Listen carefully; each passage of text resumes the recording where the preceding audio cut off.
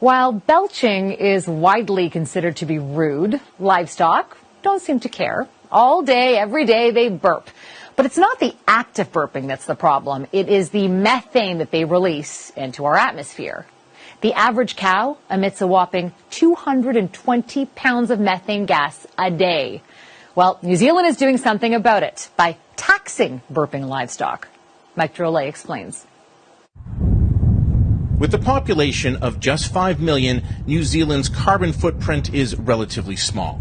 Its hoof print, however, is through the roof. And now, in a world first, New Zealand farmers will have to pay a tax for every one of the methane-emitting 10 million cattle and 26 million sheep that roam the scenic countryside. The farmers will be able to mitigate their tax burden if they lower emissions by modernizing their operations. Where the program could fail is if farmers pick up and move their operations to another country. When you shut down farms and they go someplace else, then that doesn't mean that the demand for these products that these farms used to produce all of a sudden ceases to exist. The demand is still there and will be satisfied by somebody else elsewhere in the world. And that means that emissions will simply shift from one place to another.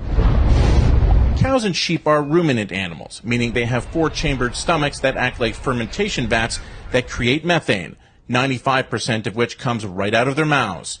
As far as greenhouse gases go, methane traps up to 36 times more heat in the atmosphere than carbon dioxide does. And that's bad.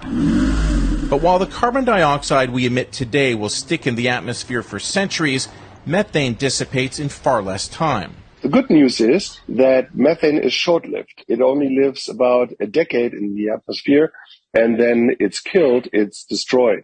New Zealand is hoping for the kind of success seen in California, which has reduced the methane produced by its dairy farms by 30%. However, California did it through incentives, not taxes. Whether or not it works, the impact of burping livestock on global warming still pales in comparison to the real culprit,